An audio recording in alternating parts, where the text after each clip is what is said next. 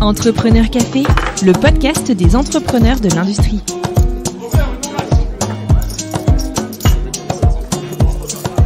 Bonjour et bienvenue dans le tout premier épisode de Entrepreneur Café.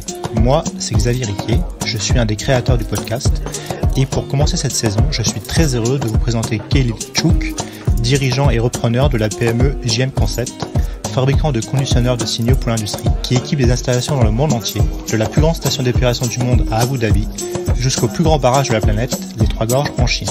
Khalil a grandi en Tunisie, est devenu ingénieur en Allemagne, puis, accrochez-vous, car il n'a pas arrêté de voyager, pliant littéralement bagages pour de nouveaux horizons tous les 2 ans. Ainsi, Khalil nous parle des expériences terrain, puis de dirigeant pour Schlumberger en Libye, au Gabon, en Italie, en Angola, en France, en Tunisie, au Soudan, en Algérie et enfin en Malaisie. Il revient aussi avec émotion et lucidité sur sa dernier mois au Soudan, en pleine guerre, pour enfin nous embarquer avec lui à la découverte de sa nouvelle vie, celle de repreneur dirigeant d'entreprise, nous livrant ainsi de précieux conseils sur les pièges à éviter dans le processus de reprise. J'ai pris énormément de plaisir à discuter avec Khalil et je suis très heureux de vous livrer cet échange. Avant de lancer l'épisode, sachez-le, le podcast a besoin de vous. Retrouvez-nous sur Twitter, LinkedIn et Instagram pour discuter de ce tout premier épisode. Vos retours nous sont précieux. Allez, sans plus tarder, voici ma rencontre avec Khalil Chouk. Bonne écoute. Bonjour Khalil, merci de nous recevoir chez toi dans la banlieue de Lyon chez JM Concept. Pour commencer, ma première question, ça serait est-ce que tu pourrais nous pitcher en quelques mots qu'est-ce qu'est JM Concept? Qu'est-ce que vous faites comme activité?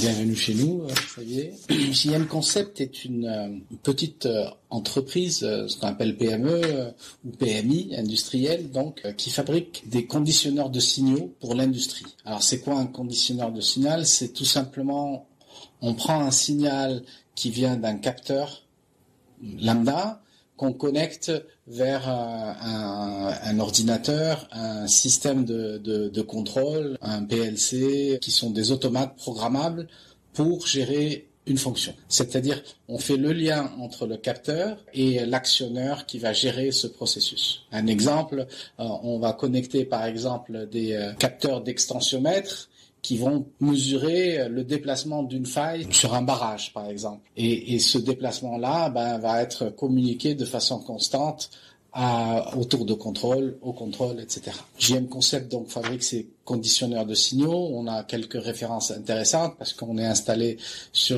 comme sur le barrage des Trois Gorges, qui est le plus grand barrage du monde en Chine, mais aussi dans la plus grande station de désalinisation du monde, qui est Abu Dhabi, mais aussi sur pas mal de stations de traitement d'eau en France, comme sur pas mal de barrages en France, sur les voies navigables françaises, etc., pour mesurer et convertir ces signaux de mesure de façon fiable et économique. D'accord. Donc votre principale activité, c'est dans le secteur de l'eau. Principale activité, c'est dans le secteur de l'eau, mais on est dans le secteur de l'automatisme en général. Là où il y a un automatisme à faire, que ce soit dans l'hydraulique, dans l'eau ou dans des usines de transformation, on est présent. On y reviendra un peu plus tard sur ce que vous faites. Je sais pas, à part si tu veux rajouter quelque chose. Non, simplement pour dire que on est une PMI de 14 personnes. On fait un chiffre d'affaires de près de 2 millions d'euros par an. On vend 20 000 à 30 000 de nos appareils par an dans le monde entier, près de 30% à l'export. D'accord. Dans la première destination est la Chine. On nous achète beaucoup en Chine pour équiper leurs barrages. Voilà. Maintenant, ce qui m'intéresserait de savoir, c'est un peu ton parcours. Qu'est-ce qui t'a amené à reprendre JM Concept il y a 2 ans? Parce que donc tu as repris l'entreprise il y a 2 ans, en 2018, si je me trompe pas. Donc, d'où tu viens? Qu'est-ce que tu as fait avant de devenir dirigeant d'entreprise? Je suis né en Tunisie, donc je suis tunisien d'origine. J'ai fait mes études primaires et secondaires en Tunisie, donc j'ai eu mon bac en Tunisie. Et puis après, s'est posé la question quelle formation je voulais faire. J'avais pris le bac assez tôt, et donc je voulais profiter pour faire une petite année sabbatique où j'apprenais de l'allemand. Donc je suis parti en Allemagne pour faire 1 an d'allemand. Et ça m'a plu et je suis resté donc en Allemagne pendant 5 autres années pour faire un diplôme d'ingénieur en Allemagne.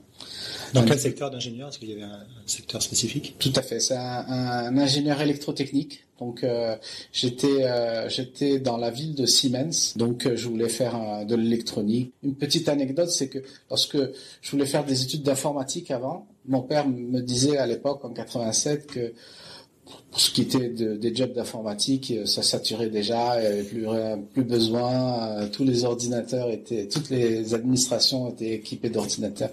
C'était plus à la mode aujourd'hui, et donc je suis parti faire de l'électronique, qui était mon deuxième dada. Donc j'ai fait ça près de Siemens parce que je voulais rentrer dans cette boîte-là, et j'ai fait au fait mes stages d'études chez Siemens. Et au fait, avant de finir mon projet de fin d'études, je suis allé sur une foire de recrutement où j'ai rencontré des recruteurs de Schlumberger qui m'avaient parlé un petit peu de ce qu'ils faisaient, etc., et que mon profil les intéressait. Et donc j'ai décidé que c'était peut-être une bonne idée de rentrer dans cette boîte-là. Est-ce que tu peux rappeler pour les gens qui connaissent pas forcément ce que fait Schlumberger? Ouais.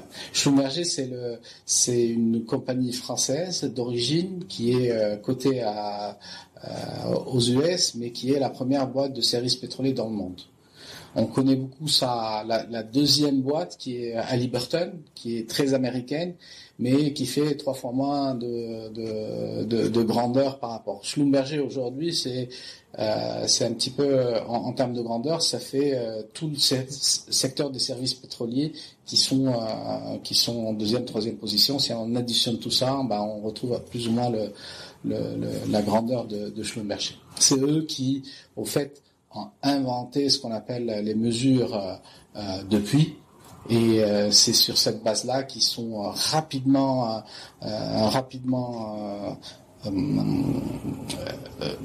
ils ont fait une croissance rapide dans tous les pays du monde, en Russie, aux États-Unis, etc.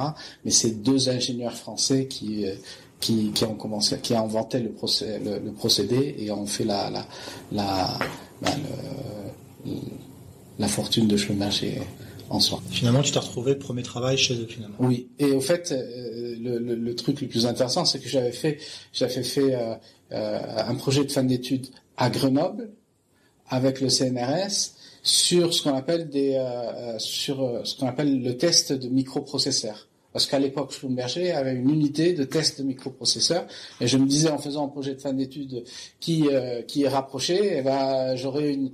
Et au fait, ils m'ont pas recruté pour ça, et je me suis retrouvé sur le terrain. Et donc c'est les premiers c'est la boîte qui m'a recruté. Ils m'ont recruté et m'ont envoyé directement à l'époque en Libye, en plein milieu du désert. D'accord. Donc ça, c'était à quelle époque? C'était en 94. D'accord. Donc février 94. C'était mon premier boulot avec Schlumberger, et c'était en plein milieu de désert libyen. Et donc tu es resté combien de temps en Libye? Et je suis resté en Libye, 3 ans. Et puis j'ai fait carrière chez Schlumberger, j'ai fait une dizaine d'autres pays après. J'ai fait 22 ans de carrière chez eux. Est-ce que tu peux nous citer quelques pays que tu as fait, puis les postes que tu as pu occuper chez Schlumberger? J'ai commencé comme ingénieur de terrain, donc j'ai fait la Libye, le Gabon, l'Italie, l'Angola. En Angola, j'étais directeur de ce qu'on appelle de première ligne, donc je gérais des opérations de wireline déjà. Et puis je suis parti 2 ans à Clamart où j'étais directeur technique. On fait un petit peu le lien entre ce qui se fait en développement chez Schlumberger et le terrain. Donc on aide en termes de support pour le terrain sur leurs questions techniques, etc., en étant très proche du laboratoire de développement et des bureaux d'études. Puis après, je suis parti en Égypte où je dirigeais les opérations de ce qu'on appelle wireline en Égypte. Et de l'Égypte, on me propose de devenir le PDG de la Tunisie. Donc j'étais le directeur général de la Tunisie avec toutes les opérations Schlumberger. Donc c'est à ce moment-là où j'ai changé. J'étais plus dans un segment, mais je m'occupais de tous les segments de Schlumberger en Tunisie. Donc c'était une agréable expérience parce que au moment où j'y étais, donc sur les années 2006 à 2008, Schlumberger Tunisie avait fait 6 fois plus de revenus en 2 ans. Donc on multipliait presque par 3 les revenus qu'on avait. Donc on était parti de 30 millions de dollars de chiffre d'affaires à 180 quand je suis parti. Donc c'était. Et donc toi, tu étais en charge.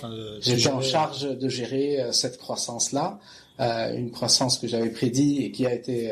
Et donc, en étant dans mon propre pays d'origine, j'avais donc Schlumberger était passé de 30 à 180 millions d'euros, mais aussi de 100 personnes à 300 personnes. Et en construisant une base, donc c'était une année faste, quelques années fastes. Donc tu as dû gérer toute la partie recrutement, etc. Enfin, c'était... Il fallait gérer les opérations, c'est-à-dire il fallait gérer stratégiquement toutes les opérations. J'avais une équipe importante qui déjà était des professionnels importants et qui m'aidaient un petit peu dans le rôle de tous les jours.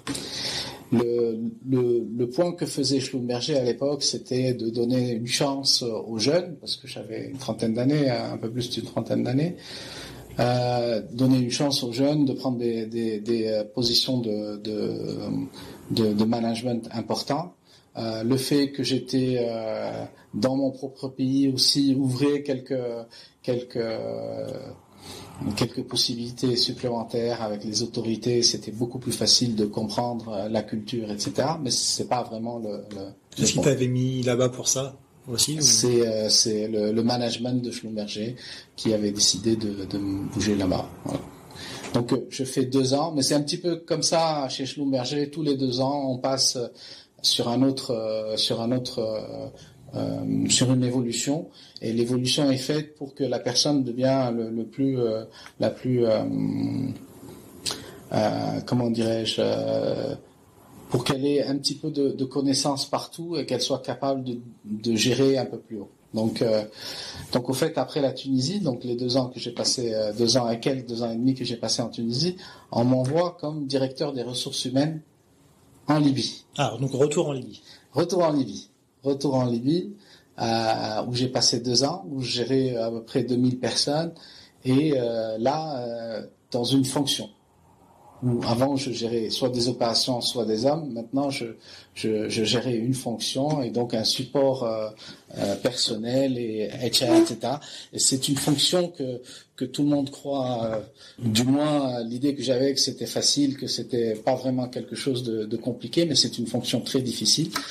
Et j'ai appris pas mal de choses, surtout sur comment gérer les gens, etc. Évidemment, c'est venu dans une période très difficile où c'était tout juste après la crise 2008, où il fallait gérer pas mal de départs et de mise à la retraite forcée. Donc ça aussi, ça construit dans un parcours. Et donc là, c'est la Libye, donc c'est entre 2008 et 2011. 2008 et 2010 à peu près. Et puis après, on m'envoie comme directeur général, vice-président, pour m'occuper du Soudan. D'accord. Et là, je reviens sur ce qu'on appelle un géomarché, à l'époque le Soudan, qui était un seul pays, mais qui avait des complexités bien plus importantes. Parce que ce pays-là, en 2011 plutôt, allait splitter en 2 pays. Le Soudan du Nord et le Soudan du Sud. Donc, ils avaient besoin de quelqu'un qui soit capable de gérer évidemment la situation qui allait se préparer, et donc gérer le pays, gérer les opérations, mais préparer aussi la séparation en installant une antenne solide à Juba, donc au Soudan du Sud, à Khartoum, gérer un petit peu les différences, parce que c'était 2 pays, 2 cultures différentes. Il y avait une guerre, non? Oui, et au fait, après la séparation, il y a eu une attaque et une guerre civile qui s'établit entre le Nord et le Sud, puis après une guerre civile à l'intérieur du Sud même. Mais c'était un petit peu cette gestion de crise qu'il fallait et où il fallait avoir quelqu'un qui avait un petit peu de bouteille dans Schlumberger pour gérer cette partie-là. Donc là, je suppose que là, tu as dû être confronté à des situations un peu complexes. Très complexes. En fait, une des plus complexes situations que j'ai eu jamais à gérer. En fait, je me suis retrouvé en plein milieu de la ligne de frontière où on avait une base importante, et je me suis retrouvé sous les tirs de l'armée du Sud. Et donc j'ai vu des obus, j'ai vu des tirs de mortier. On a évacué toute la base. Heureusement, personne n'a été touché. Les obus sont tombés sur la base de Wischlumberger. Pas sur la base de Wischlumberger, ils étaient tombés un peu plus haut, mais sur un tir de mortier, il y a des distances. Donc on savait qu'ils étaient à peu près à 300 mètres, mais sur la base, on fuyait, donc on a décidé de fuir la zone. Donc en fuyant la zone, on devait se diriger vers le campement militaire qui était ciblé, et donc à 100 mètres avant d'arriver, j'avais vu cet obus qui tombait sur le char des trucs du Nord, et toute le char qui montait dans l'air, et on a dû bifurquer et repartir vers le nord, où on était très loin de Khartoum, mais repartir vers le nord. Et ce qui s'est passé sur la route, c'est que en partant vers le nord, il y avait des rebelles ou des gens ce qu'on appelle des autochtones du Nord, qui nous ont arrêtés et qui nous ont tenus en otage, obligés de passer la nuit chez eux. Donc on était à peu près une quarantaine de personnes de Schlumberger, et on a passé la nuit chez eux. Évidemment, on leur a donné quelques véhicules à nous, où ils nous ont demandé gentiment quelques Kalachnikov, mais après ils nous ont libérés. En fait, ils nous ont tenus parce qu'ils avaient peur que si on partait, et si tout le monde partait, il y aurait plus personne, il n'y aurait pas une réponse de l'armée du Nord, et donc on se retrouvait dans des situations compliquées. C'était une expérience assez intéressante. J'avais voulu évacuer mes gars de Schlum à l'époque, en faisant arriver deux vols charter pour les accueillir, qu'on n'a pas donné la permission d'atterrir, parce que le ministre de la Défense de l'époque pensait que si on partait, tout le monde partait, ce qui était vrai aussi d'une certaine façon, étant la première compagnie qui tout le monde regarde un petit peu comment ça se passe. Et finalement, on avait fait ça petit à petit, et à la deuxième attaque, j'avais plus personne dans la base. Et ce jour-là, j'étais à Khartoum, je regardais les gens du Sud qui rentraient sur la base avec ma caméra, et puis vous avez une caméra sur le site, et la caméra sur le site, etc. Et on voyait comment ils ont pris quartier chez nous. Ils ont pris quartier chez nous, c'est quelque chose qui me restera en mémoire. Ils ont pris quartier chez nous parce que c'était la meilleure base de la région, quoi. Donc en fait, par rapport à tous les autres compagnies de service, on était ceux qui avaient le moins de dégâts. Donc quand l'armée du Nord a repris cette base-là, donc quand ils ont repoussé encore une fois les sudistes, on a repris cette base, et elle était plus ou moins en place. Et vous n'avez pas eu de perte parmi les équipes? Non, aucune perte. Le truc sympa, c'est que j'étais donc directeur du Nord et du Sud, et donc je suis parti à Juba après l'attaque, et j'ai eu l'occasion de voir le ministre de la Défense, ou l'adjoint du ministre de la Défense pour être plus précis, qui d'un sourire s'est excusé un petit peu de désagrément qu'il m'avait causé lors de la dernière fois. Et je garde un souvenir des Soudanais qui est merveilleux. C'est en fait un souvenir de tous ceux que j'ai rencontrés sur ces pays, qui sont d'une gentillesse et d'une affabilité et d'une hospitalité incroyable. Donc c'était plutôt des rencontres avec des personnes, des hommes, et une expérience de vie très importante. Donc en fait, Schlumberger, à cette époque-là, après donc ces 2 ans que j'ai passé au Soudan, m'avait dit on va te mettre dans un pays assez sympa, et on me transfère en Malaisie, sur Kuala Lumpur. Kuala Lumpur, j'étais le premier non-malais qui tenait cette position de directeur grand compte pour Petronas. Petronas, c'était le plus grand client de l'Asie de Schlumberger, donc qui est un client important. qui est un groupe important, pétrolier important, où il fallait gérer un petit peu les relations avec ce groupe-là. Il y a eu un changement à la tête de Schlumberger. Ça arrive dans tous les grands groupes, un changement de stratégie. Le président d'Asie de l'époque me dit tout simplement qu'il avait un autre job pour moi et que finalement il allait remettre un Malais dans cette position.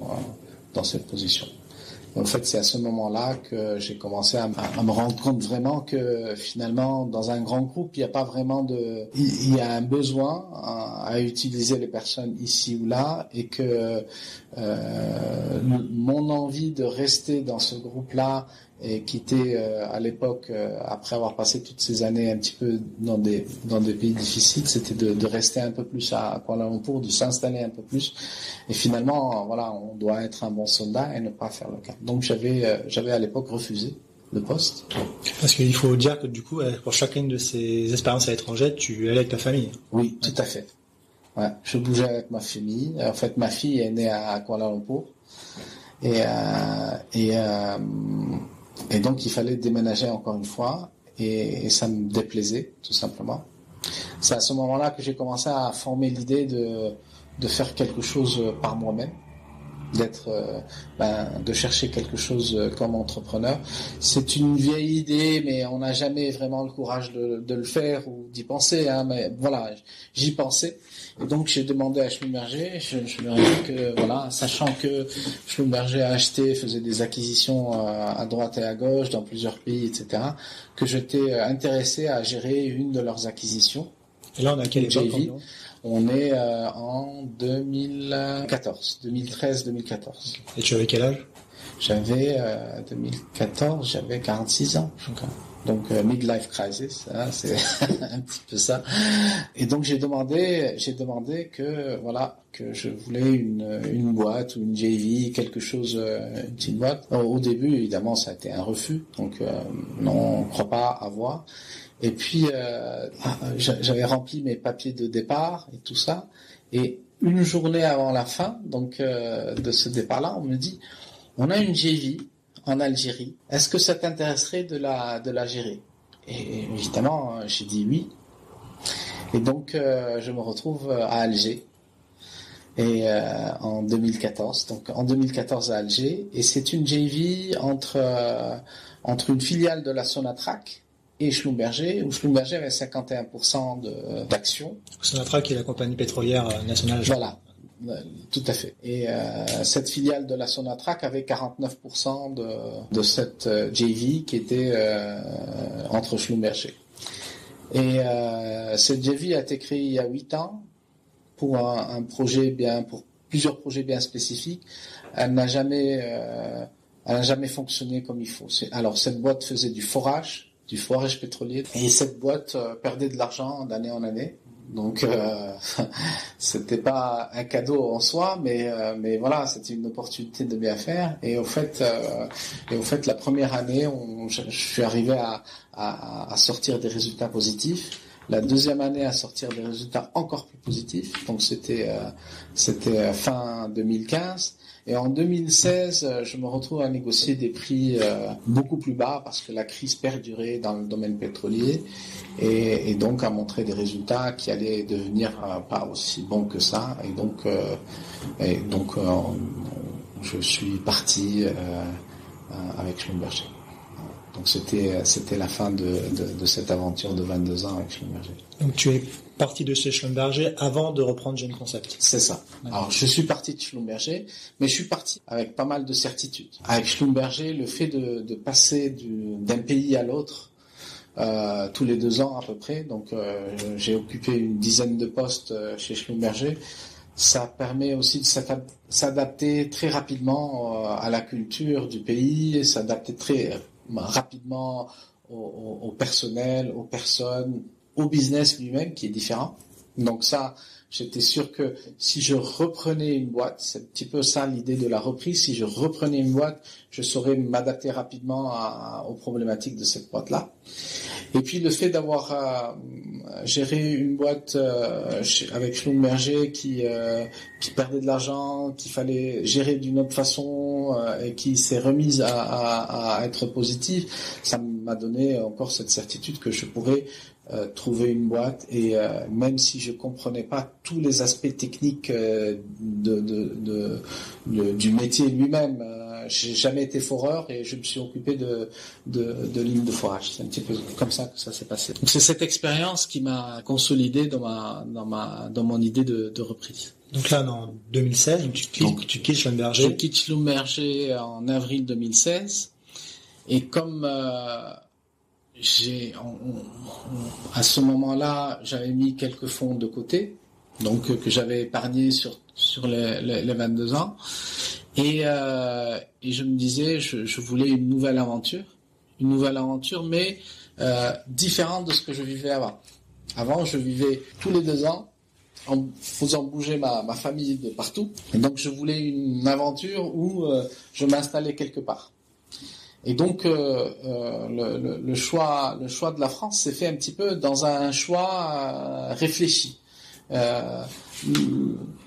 Je suis tunisien, naturalisé français, donc j'ai les 2 nationalités, ça aide beaucoup, mais il y a des pays aussi qui étaient prêts à nous accueillir, hein. Donc il y avait le Canada où on pouvait immigrer, il y avait les États-Unis où on pouvait avoir une carte verte, mais il y avait Singapour, il y avait la Malaisie où on se sentait bien, où il y avait des choses à faire. Mais culturellement, on reste très proche. Que ce soit la Tunisie ou la France, c'est des pays très proches et qui ont une culture plus ou moins commune sur pas mal de choses, la langue, etc.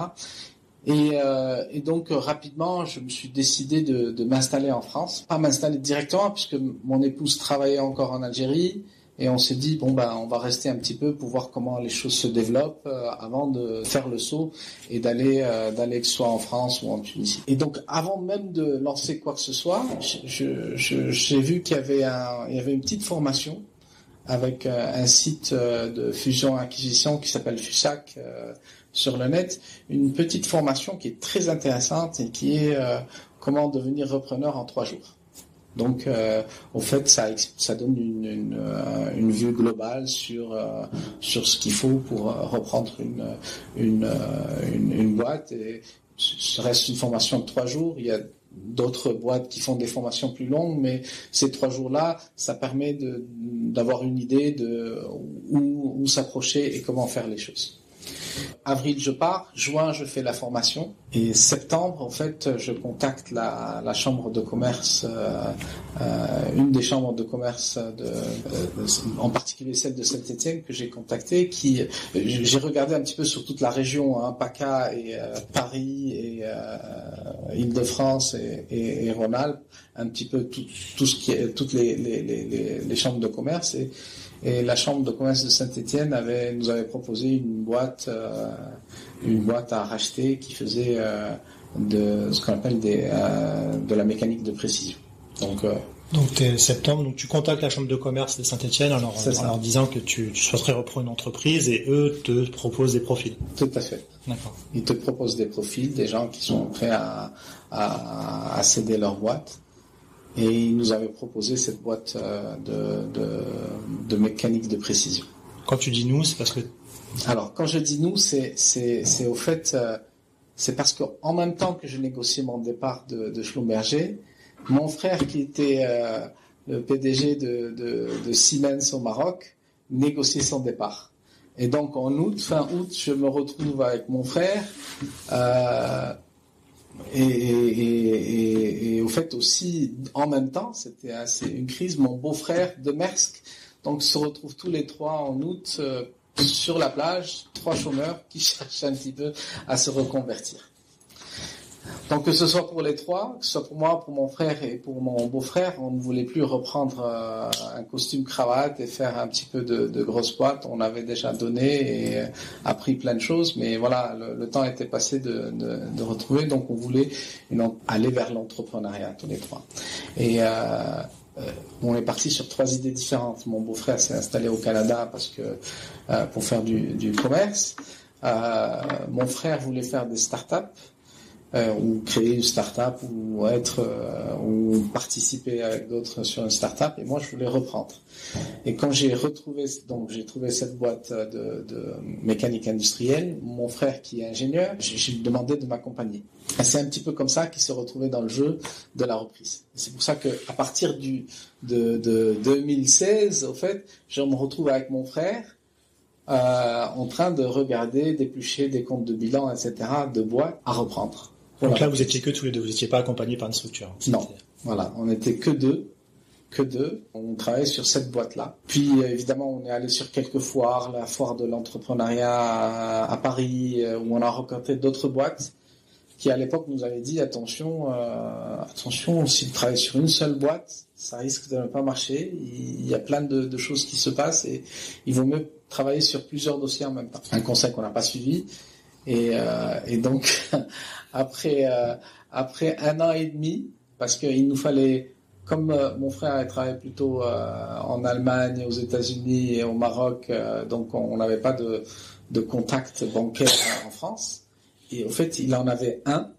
Et ce contact bancaire était quelqu'un qu'il avait connu, un banquier qu'il avait connu au Maroc, qui était en expatriation, qui est revenu en France et qui s'était installé à Saint-Étienne. Et donc, ça nous a donné une porte d'entrée pour le crédit agricole.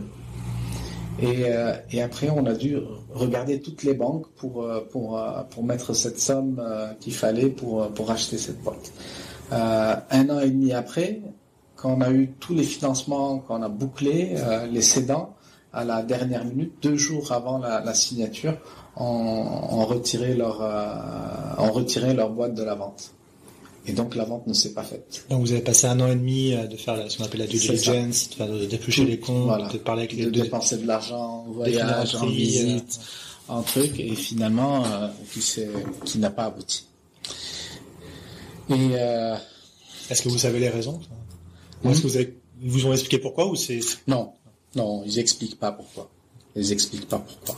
À la fin, cette boîte a été rachetée, c'était 2 cousins et finalement un des cousins a racheté la boîte. Après, bon, il y a toujours des explications, des trucs, parce qu'on rentre dans une négociation, il y a peut-être des choses qui leur ont pas plu ou quoi que ce soit. Bon, ça c'est du passé. Et les cédants ont leur raison. Ont leur raison pour accepter ou ne pas accepter. Et l'arrogance qu'on avait eue, moi et mon frère, c'est de croire que on allait payer un prix assez cher pour la reprise de cette boîte-là, donc dans ce qu'on appelle la fourchette haute, et que on avait cette certitude que si personne d'autre, c'était assez compliqué que de la racheter, mais que si personne d'autre n'y arrivait, que si nous on y arrivait, on allait conclure. Et que finalement on y est arrivé, mais on n'a pas conclu. Et donc il y a toujours des raisons pour lesquelles on ne conclut pas et on ne peut pas vraiment les gérer toutes. Ceci dit, ça ne nous a pas découragés. Et on s'est remis rapidement à la recherche d'autres boîtes. Mais cette fois-ci, on a décidé de faire ça de façon un peu plus intelligente. Et on avait contacté une boîte avec qui on était déjà en pourparlers un petit peu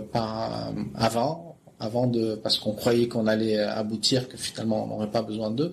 Mais on avait discuté, on s'est dit si ça venait, c'est une boîte qui s'appelle Alteo, qui eux se spécialisent dans la recherche de cibles. Et donc eux font de la recherche de cibles de boîtes à reprendre qui ne sont pas peut-être dans le domaine public, c'est-à-dire qui sont pas prêts à être vendus, ou dans le cédant on ne sait même pas s'ils voulaient vendre ou pas. Donc ils ont un concept très simple, ils nous fournissent une liste de boîtes, toutes les boîtes qu'il y a en France. Donc sur ces listes, on va faire des filtres tout simplement. Donc on décide avec eux, on veut une boîte ici, donc en Alpes ou en PACA ou ailleurs. On discute évidemment de la valeur de la boîte ou ce qu'on serait payé prêt à payer. Donc évidemment il y a des paramètres sur la grandeur qui sont indiqués par le chiffre d'affaires, par d'autres points qui donnent une idée. Donc voilà. Donc eux, ils tournent tout ça dans une moulinette, mais c'est une base de données qu'on peut acheter ou qui peut être donnée par la chambre de commerce ou ailleurs. Une fois qu'on sort, ils nous sortent une liste de 3000 boîtes. Sur ces 3000 boîtes, ils nous demandent d'en sortir 300 boîtes qu'on voudrait cibler. Sur ces 300 boîtes, ils nous demandent de sortir une centaine de boîtes, une cinquantaine de boîtes qui sont prioritaires. Et après, c'est très simple, ils vont aller contacter toutes ces boîtes. Déjà, il faut qu'ils arrivent à savoir qui est le propriétaire, puis ils contactent tous les propriétaires, on leur envoie un mail, un courrier, et puis on les relançant par téléphone. Une fois que le propriétaire dit oui, il serait intéressé, et ben c'est là où ils font un petit interview avec lui pour sonder un petit peu sa vraie volonté, pour sonder un petit peu déjà dans quelle fourchette de prix il souhaiterait vendre sa boîte. Et c'est comme ça qu'il te présente un dossier par rapport à une personne qui est prête à vendre une boîte dans la fourchette plus ou moins tourne dans ce que vous pensez être. Et après, c'est à nous, à la personne qui va reprendre, de négocier avec ce cédant-là. Et donc, combien de dossiers vous ont apporté? Alors, le deal était une dizaine de dossiers. D'accord. Donc, il y a ce qu'on appelle un fee de travail. Donc, ça, c'est une dizaine de dossiers. Et puis, au moment où il y a un succès, il y a 3% supplémentaires sur le prix d'achat qui est payé. Donc c'est une somme assez conséquente. Donc sur ces 10 dossiers, disons mon frère et moi, on a rapidement saturé parce que après le 5e dossier, on ne savait plus où donner la tête. Donc ça prend beaucoup de temps pour évaluer ces sociétés, regarder, éplucher, puis aller voir les cédants, se renseigner sur l'industrie, sur ce qu'elle fait, sur les potentiels problèmes, etc. Et au fait, on a rapidement avancé sur 2 boîtes. Une boîte qui n'a pas été fournie par Alteo, mais que mon frère avait déniché à travers un fonds qui n'était pas intéressé à la reprise de cette boîte-là, donc qui était et qui nous a une boîte qui travaille sur Marseille. Et puis moi, on est tombé avec Alteo sur cette boîte qui s'appelle JM Concept, qui était basée à Lyon et à Brigné en fait, et qui cochait plus ou moins les cases qu'on cherchait parce que c'est le filtre qu'on voulait. Et donc pour moi, en tout cas, l'idée c'était de chercher une boîte qui faisait un produit, un produit qu'on pouvait emmener dans le secteur pétrolier que je connaissais, un produit qu'on pouvait vendre un peu plus de façon plus intensive sur l'export pour la développer dans ce sens-là. Donc, tu avais déjà comme des critères déjà. Des critères, voilà. Précis. C'est en fait ce que je voulais pas une boîte de service parce que j'en avais fait, donc je voulais faire autre chose, et je voulais pas une boîte qui était déjà internationale à 100%. Parce que je voulais essayer de développer moi-même cette boîte. Donc je voulais une base importante en France pour la développer, pour la développer moi-même sur l'international. Et donc là, du coup, toi, tu te concentres sur JM Concept, et ton frère, lui, finalement, Alors, entre-temps, ce qui s'est passé, c'est que j'ai racheté JM Concept. Alors, je dis j'ai racheté parce que on a racheté JM Concept, donc et je suis donc à 51% propriétaire de JM Concept. Mon frère est propriétaire à 49% de la boîte, mais on a racheté la deuxième boîte, celle qui intéressait mon frère, qui fait dans du plastique, du rotomoulage, qui n'a aucune synergie avec cette boîte, mais bon, c'est un petit peu comme ça, mais qui intéressait beaucoup mon frère. Là où je suis moi à 49% et lui à 51%. D'accord, donc vous avez des participations croisées dans les... Tout à fait. Et au fait, chacun gère sa boîte, mais on communique beaucoup du point de vue ce qu'on fait administrativement, des problématiques ici ou là, et ça permet aussi de ne pas être en isolement, tout ça.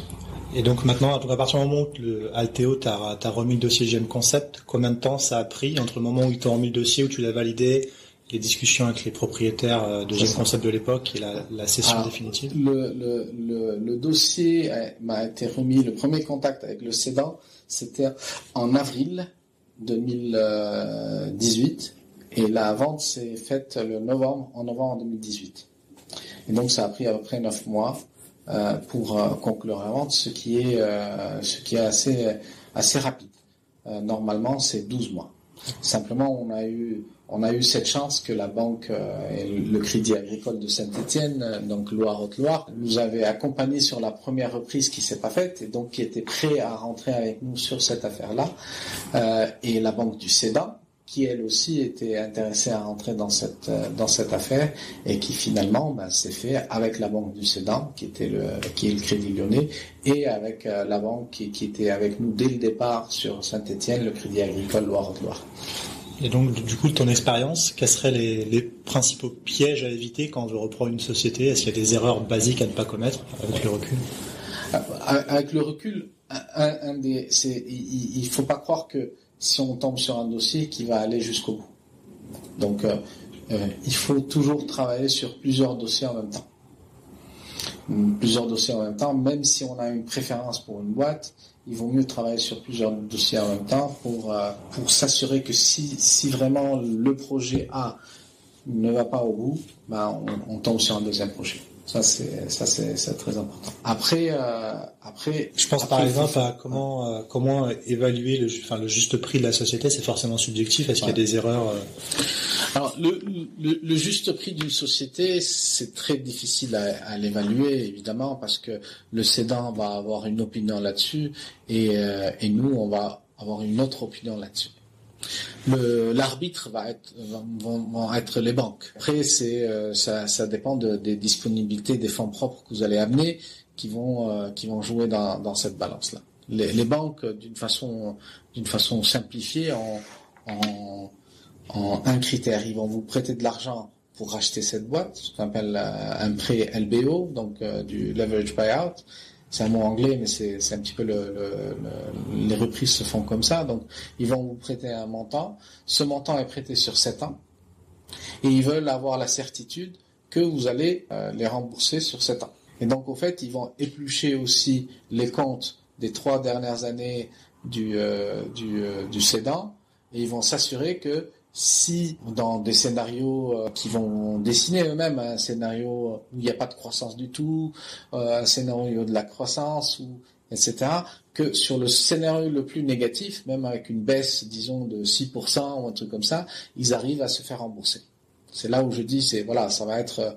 Et donc, cette somme-là que la banque va vous donner, que vous allez utiliser pour racheter la boîte, viendront s'ajouter les fonds propres que vous allez mettre aussi. Et ces fonds propres-là, c'est un engagement auprès de la banque. Parce que, donc, on peut pas rentrer avec 10%. Les banques préfèrent à peu près 30% de fonds propres sur la somme entière de l'acquisition. D'où le truc le plus simple, ou le chiffre qu'on doit garder en tête, c'est que une boîte va sortir un EBITDA, donc avant amortissement, avant impôt, va sortir pas le résultat de l'EBITDA, c'est un petit peu, je me rappelle plus en français comment on appelle ça, mais bon, enfin, c'est un petit peu les recettes moins les frais qu'on porte, moins les charges du personnel, etc. Donc cette valeur-là, si on la multiplie par 5, c'est un petit peu la valeur de l'entreprise. Après, une entreprise, encore une fois, il y a pas mal de critères là-dessus. Le cédant voudrait peut-être être payé un peu plus par rapport à des critères qu'on regarde nous. Évidemment, il faut s'assurer que ce EBITDA qui ressort ou ce résultat d'exploitation avant impôt, avant amortissement soit dans toutes les règles de l'art. Il faut s'assurer qu'il y a tous les frais dedans, parce que parfois il n'y a pas le salaire du cédant n'est pas à l'intérieur de la boîte, ou voilà, qu'il y avait des projets de recrutement, où il y avait des trucs comme ça qui sont pas. Donc il faut regarder ça de façon un peu plus détaillée, et puis on sort avec un chiffre. Et encore une fois, les banques restent, s'ils acceptent d'aller avec votre projet, c'est qu'ils y croient, et ils croient qu'ils vont être remboursés. Donc, les banques sont des partenaires, et pas c'est des partenaires qu'il faut prendre et qu'il faut, gérer en tant que partenaire, plus qu'autre chose. Après, il y a d'autres façons de faire. On peut rentrer avec des fonds en obligation, etc. Ça commence à compliquer les choses un petit peu, et pour faire cela, il faut se faire accompagner par des spécialistes dans ces zones-là. Une fois que tu as repris JM Concept, comment s'est passée la reprise? Est-ce que tu venais d'un grand groupe? Donc forcément, je suppose que la culture entreprise était peut-être différente. Comment t'as fait pour... Alors, il y a deux choses qui étaient importantes pour moi. C'est que, venant d'un grand groupe, on était... malgré que lorsqu'on est sur une business unit où on gère un pays ou un truc comme ça, on est un petit peu tout seul, hein. Donc, mais on a des gens avec nous, une équipe, des avocats, des juristes, des comptables, etc. Et on a cette capacité de prendre le téléphone et d'appeler quelqu'un dans un autre pays et lui demander son expérience, etc. Donc, je voulais pas gérer en isolement, surtout dans un pays où j'ai peu travaillé, comme en France, et l'idée m'était venue d'essayer de contacter un petit peu des réseaux qui se retrouvent dans la région, et un des réseaux qui a accepté de m'accompagner et qui sont devenus très proches, c'est le réseau Entreprendre. Donc réseau Entreprendre, il y a le réseau PASSI par exemple en PACA, c'est des réseaux d'entrepreneurs qui vont aider d'autres entrepreneurs à aller de l'avant. Et il y en a d'autres, hein, le CA Village by CA par exemple. Donc il y a des accompagnants, des gens qui bénévolement vont vous aider à aller de l'avant. Donc déjà là, j'avais déjà le soutien d'un réseau avec des entrepreneurs qui aident un petit peu sur la région ou sur les problématiques qu'on a. Deuxième point, c'est que je ne voulais pas recruter de comptables ou de trucs comme ça, mais m'appuyer sur des bureaux. Donc en fait, j'ai le bureau Price qui s'occupe de l'expertise comptable. J'ai un autre bureau qui est le bureau Abelia qui s'occupe des ressources humaines, c'est-à-dire de la gestion de paie, etc. Et j'ai gardé un corps qui était présent déjà, mais je n'ai pas rajouté toutes ces fonctions qui étaient avant occupé par le cédant, sa femme et sa fille. Donc 3 personnes sont parties que j'ai pas remplacées, mais que j'ai remplacées par des bureaux. C'est un petit peu comme ça que j'ai le support dans tout ce qui est administratif, et j'ai gardé le corps qui était technique des équipes qui sont sur place. Et donc du coup, ça fait pratiquement maintenant 2 ans que tu as repris la société. Si tu tires un premier bilan de ta reprise, où en est JM Concept, est-ce que la société va bien? Quels sont vos projets? Est-ce que vous avez des projets de développement? Est-ce que vous souhaitez recruter des gens? Alors, j'ai repris la boîte, il y avait 12 personnes. On a recruté tout de même 2 personnes supplémentaires. Donc c'est qu'elle est en développement.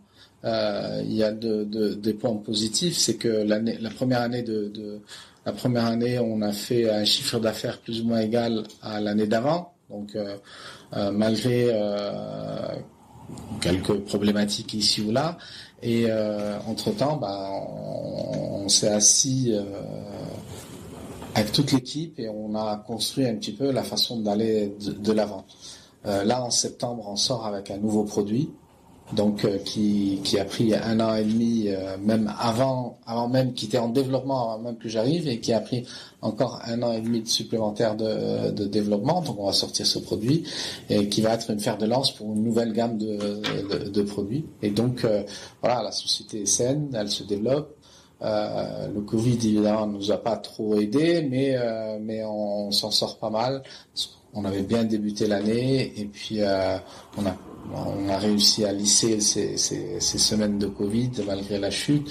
Puis on a eu un mois de juillet comme les autres années, un mois d'août aussi, et on espère, malgré qu'il y a pas de très forte visibilité, mais on espère qu'il y a un chiffre d'affaires qui va égaler plus ou moins l'année d'avant, et donc on s'en sortirait très bien dans ce sens-là. Et donc tu disais que un de tes objectifs de reprendre une société, c'était de faire grossir l'export. Est-ce que c'est quelque chose sur lequel du coup tu as pu déjà travailler? Et est-ce que tu as reçu le soutien du gouvernement français par exemple sur ces questions? Oui. Alors dans le projet de rachat, donc même dans la présentation sur les banques, on avait on avait écrit comme le premier objectif, c'est de développer à l'international, et les zones qui nous intéressaient, c'était la région du sud-est asiatique, donc Chine et sud-est asiatique, et la région des Grands Lacs, ou plutôt Canada et États-Unis. Donc Pour ce qui est de la Chine, on avait déjà un distributeur et j'ai fait un petit peu le tour. J'ai vu le distributeur en Chine, etc. Donc il y avait des moyens de développer encore plus et de les rassurer parce que quand on reprend une entreprise, on n'est pas sûr que les distributeurs ou les partenaires commerciaux veulent bien travailler avec vous. Donc il fallait les voir tous, les rassurer et leur dire qu'on veut aller de l'avant et établir des relations de confiance et de développement avec eux. Donc ça, c'était le but de la première année. Sur la première année, on a réussi, parce qu'il y avait déjà des bonnes bases, on a réussi à faire l'ISO 9001, donc dans un temps record, ce qui est appréciable. Et ce n'est pas dû à moi, c'est dû à l'équipe, mais il y avait de bonnes bases et on a réussi à avoir ça. Donc, avec ces composants ISO, le fait de rassurer les distributeurs, déjà, ça nous a permis de dire, bon, on est encore là. On l'a vu dans une augmentation du revenu ou du chiffre d'affaires vers l'export. Donc on est passé de 20% à 30% maintenant, surtout avec une augmentation du chiffre d'affaires pour la Chine, ce qui est de bon augure pour le reste. La France, malheureusement, bon, elle a baissé un petit peu, mais on espère que ça reprendra. Donc c'est pour ça qu'il y avait le chiffre d'affaires global n'a pas trop changé, mais on voit une augmentation. Et le deuxième projet où on n'avait pas de représentation, ni de partenaires distributeurs, ni de partenaires en général, c'était sur le Canada et les États-Unis. Et la première idée pour l'approche culturelle aussi, parce qu'on est proche, on partage les mêmes langues, c'était d'aller sur le Canada et puis d'essayer de développer le Canada puis les États-Unis. Et pour cela, il y a des prêts, ce qu'on appelle ou des assurances, l'assurance prospection de la BPI, qui aident à aller dans un pays, faire de la prospection et faire du chiffre d'affaires.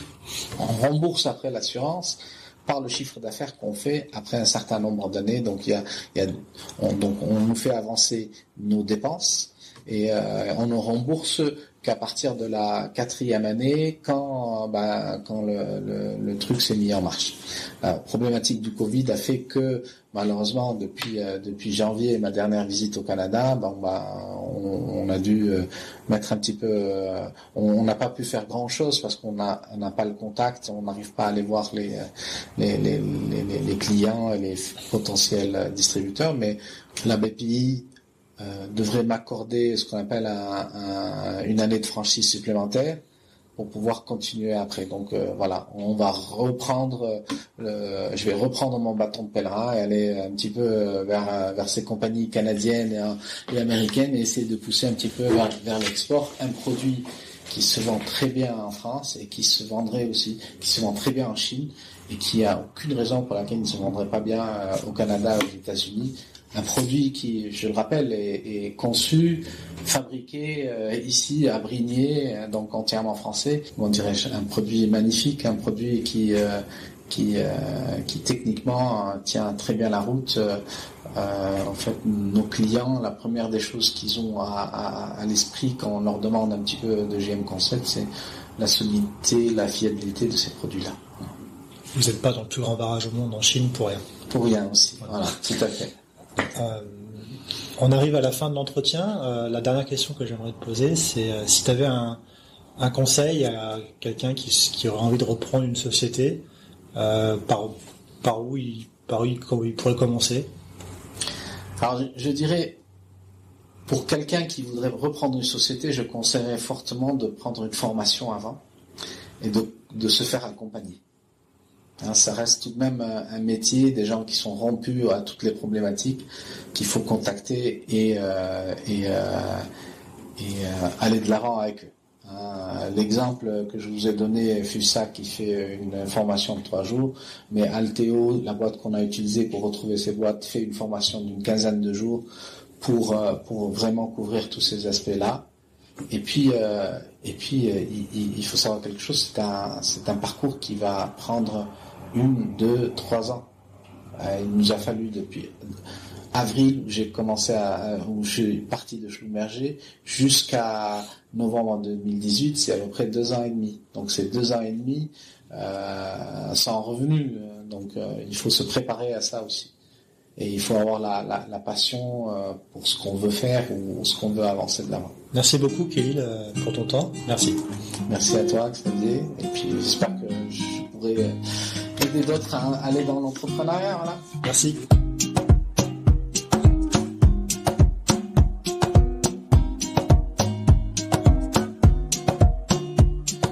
Et voilà, merci à tous de nous avoir écoutés jusqu'au bout. J'étais ravi de vous faire partager ce moment avec notre invité. N'hésitez pas à nous soutenir et laisser vos commentaires sur nos réseaux sociaux LinkedIn, Twitter et Instagram, ou bien encore nous laisser 5 étoiles et un avis sur Apple Podcast. Nous vous donnons rendez-vous jeudi prochain pour le prochain épisode. À jeudi!